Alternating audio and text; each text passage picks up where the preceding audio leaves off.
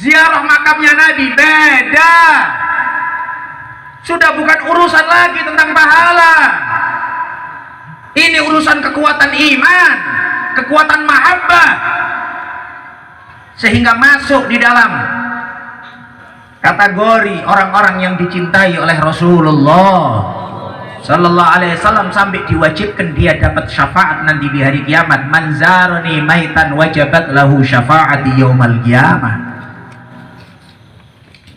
Kan aneh, ziarah makam Nabi nggak boleh, mengucapkan Sayyidina nggak boleh, memperingati maulid Nabi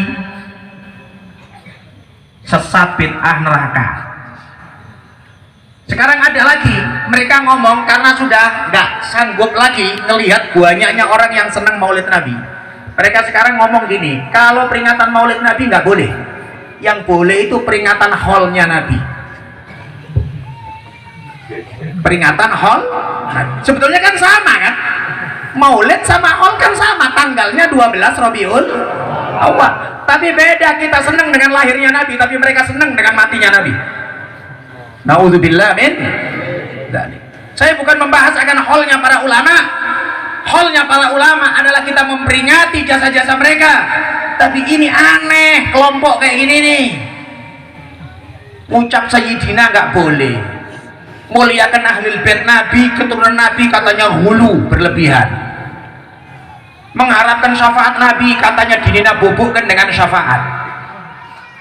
Gak ada syafaat-syafaat. Ya Allah, hadis Nabi udah jelas. Kita khawatirkan orang yang gak iman akan syafaat Nabi tidak akan dapat syafaat Rasulullah Sallallahu Alaihi Wasallam. Ada tulisan di pintu antara Raudhah dengan tempat salam di Masjid Nabawi.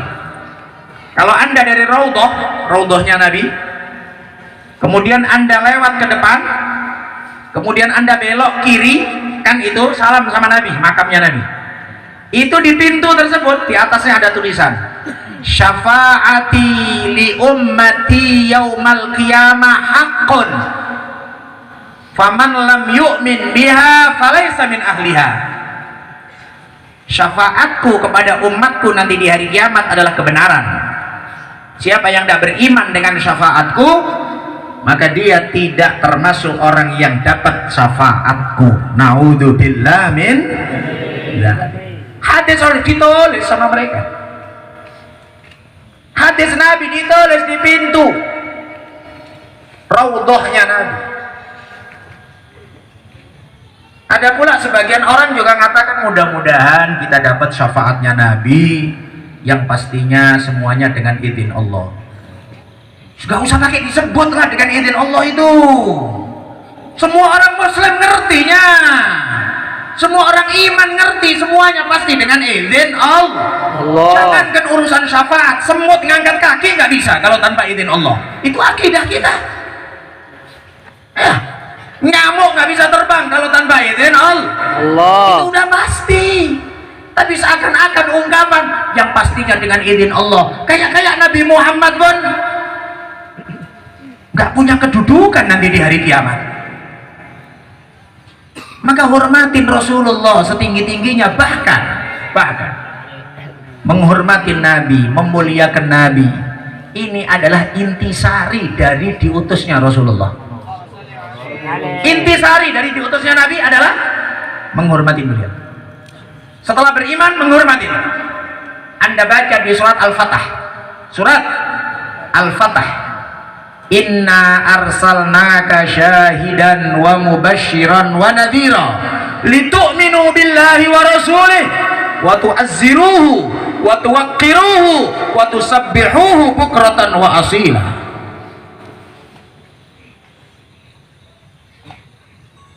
Sesungguhnya kami mengutus wahai Nabi Muhammad syahidan.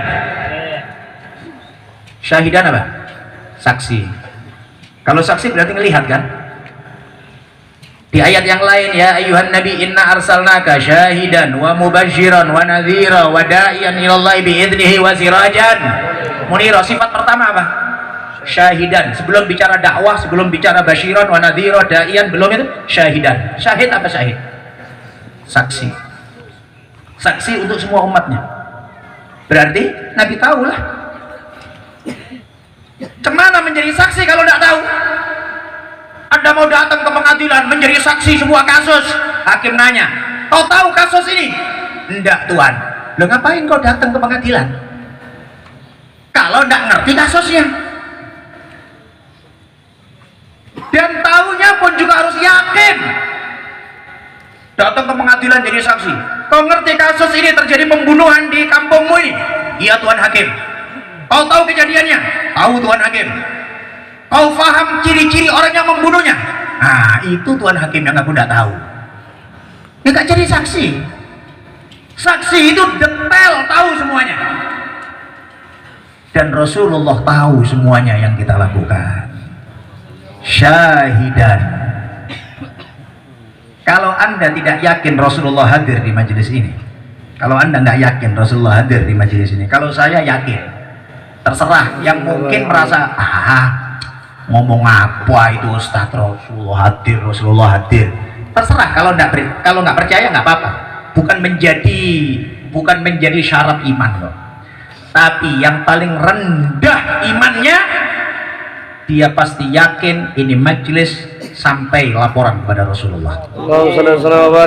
Sampai siapa yang mukul rebana, siapa yang bentang tikar, siapa yang nyiapin aqua atau air mineral, siapa yang bentang-bentangkan tali, siapa yang semuanya Rasulullah tahu sampai kepada Rasulullah sallallahu alaihi wasallam. Apa nggak ada beruntung kayak gini ya? Bahkan disebutkan disebutkan oleh Al-Imam Abul Abbas Al-Marsi, beliau memahami bahwa di antara tanda birrul walidain banyaknya sholawat kepada Rasulullah. Apa hubungan birrul walidain sama sholawat sama Nabi? Kalau dalam hadis Nabi disebutkan, orang yang sholawat sama Rasulullah disampaikan oleh malaikat, ya Rasulullah, fulan bin fulan yusalli wa yusallim alaih. Ya Rasulullah, fulan bin fulan, bapaknya kita disebut juga. Apakah tidak senang kira-kira bapak kita disebut di hadapan Rasulullah?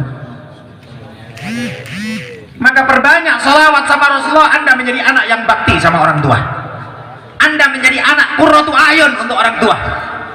Yang tadi disebutkan ya, katanya Sayyid Ali untuk orang Medan qasidah yang paling menyedihkan karena tidak paham.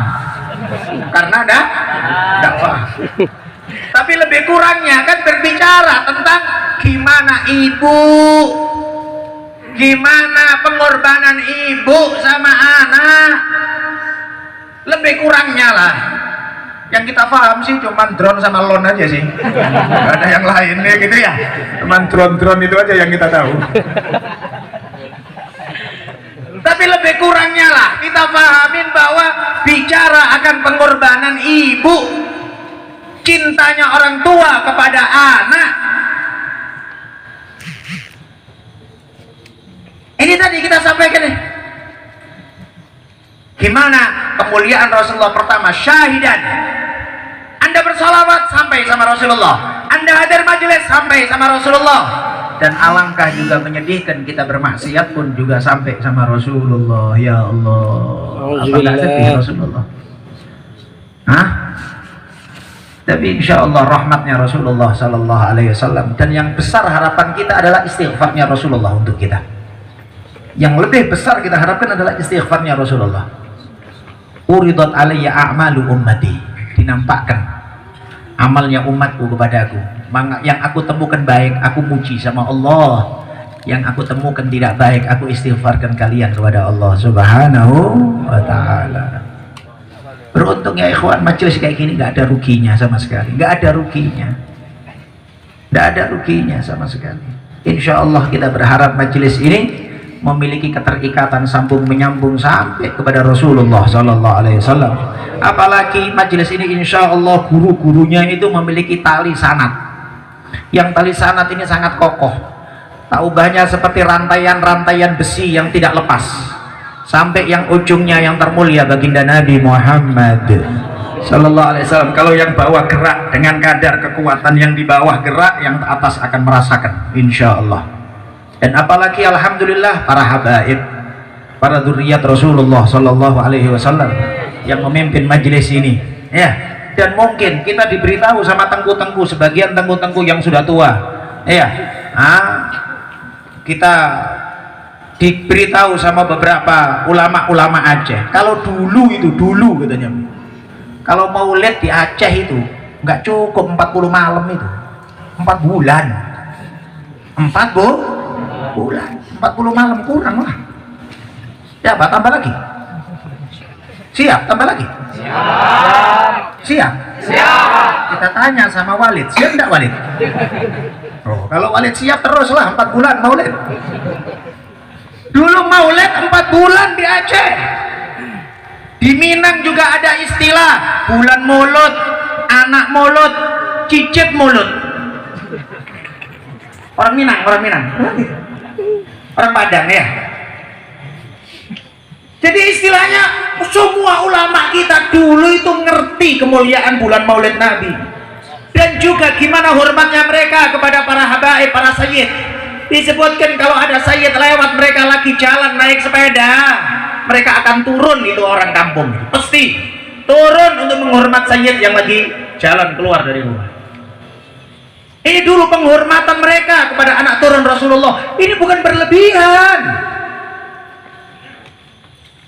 Kalaulah kita menghormatin anak dan cucunya guru kita, anak dan cucunya guru kita tidak ngajarin kita, yang ngajarin itu atuknya, yang ngajarin kakeknya dia, tapi kita hormat sama cucunya guru kita.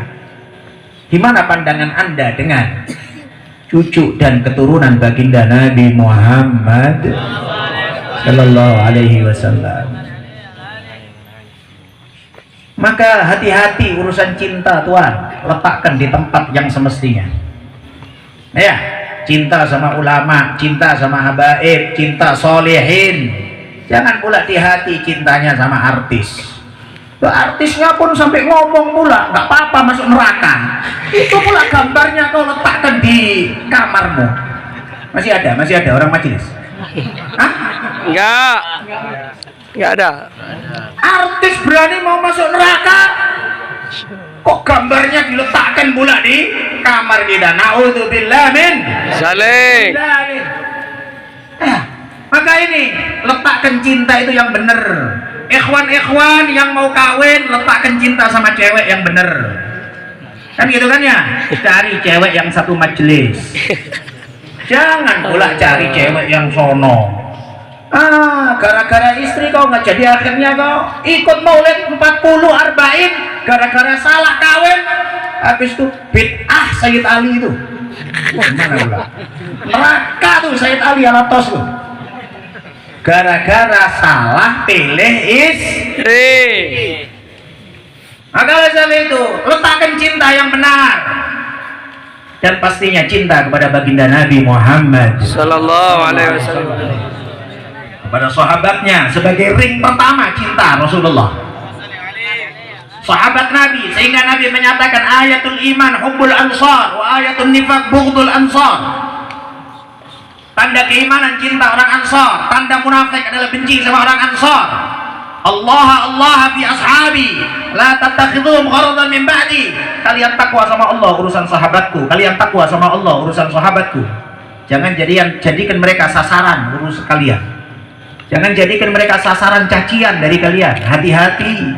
Sampai disebutkan lau anfaq ahadukum mithla Uhudin jabal Uhud dahaban ma balagha mudda ahadihim wala nasifah. Andai kalian sedekah emas gunung Uhud, kapan kau sedekah emas gunung Uhud? Hah? Emas 1 gram aja belum. Ini gunung Uhud. Hah? Mau manjang dari ujung ke ujung kota Madinah, gunung terbesar di kota Madinah. Kalau itu emas semuanya kau sedekahkan semuanya, tidak akan sampai dengan nilai sedekahnya 1 mud atau separuh mud dari sahabat Nabi. 1 mud itu 6 atau 7 on. Separuhnya berapa? 3 on setengah.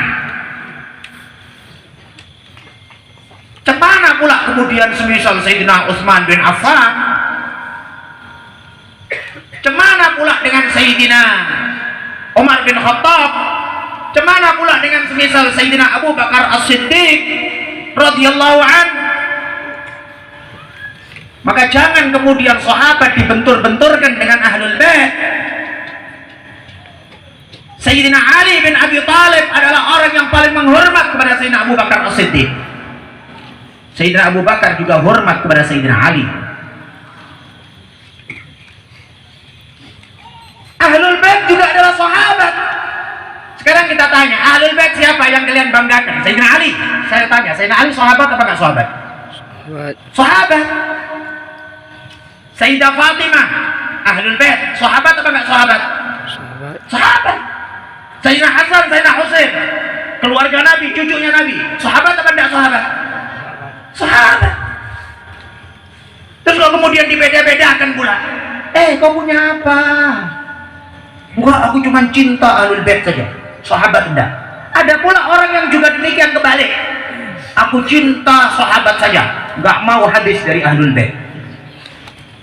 Jadi kalau ada dengar suara telinga kita, Habib, ahlul bait, zuriyah Nabi, sudah langsung pikirannya, oh ini kelompok sesat ini kelompok. Ngaji dulu kau ke masyhad sini, ikut taklim dulu di masyhad sini supaya lurus kau paham Ahlus Sunnah wal Jamaah. Ahlus Sunnah wal Jamaah menghormatin semuanya, menghormatin sahabat dan menghormatin ahlul bait Rasulullah. Dan alhamdulillah di majelis masyhad ini simbolisasi akan hal tersebut ada. Habaib dari keturunan Rasulullah, ahlul bait, para tengku-tengku, para ulama-ulama kita sebagai pewaris Nabi diumpamakan semisal para sahabat kumpul di sini. Inilah disebutkan dalam hadis Nabi, kullu nasabin wa sabab munqati' yaumil qiyamah illa nasabi wa sababi. Semua nasab dan sebab akan terputus nanti di hari kiamat kecuali nasab dan sebabku. Nasab apa? Garis keturunan, nasab. Sebab apa? Tali keterikatan dengan Nabi. Banyak orang keterikatannya karena proyek, keterikatannya karena partai, keterikatannya karena politik, keterikatannya karena bisnis, keterikatannya karena perusahaan, keterikatannya karena macam-macam. Tapi semuanya itu akan terputus di hari kiamat. Jangankan di hari kiamat, Anda mati pun putus. Anda mati, Anda punya relasi kerja, apa yang dia lakukan? Paling-paling kirim karangan bunga. Nyolatin enggak, tahlil enggak, udah putus ya. Manfaatnya cuma karangan bunga saja, supaya nampak bahwa ini orang hebat, karangan bunganya satu jalan penuh. Cuma itu aja. Dan daripada karangan bunga bagus kau belikan air mineral untuk orang tahlil, kan gitu kan? Untuk apa karangan bunga sebenarnya? Inilah keakraban karena materi duniawi, keakraban lagi karena politik. Ya, beberapa waktu lalu, semuanya, mayoritas Indonesia semuanya, kalau nggak cebong, kampret. Lu seneng pula, nggak apa-apa aku cebong, yang penting nggak kampret. Satunya lagi ngomong, nggak apa-apa aku kampret, yang penting nggak cebong. Loh, kok jadi kampret kok seneng? Kok jadi cebong kok seneng? Aku jadi manusia. Ngapain pula kok cebong sama kampret terusan nggak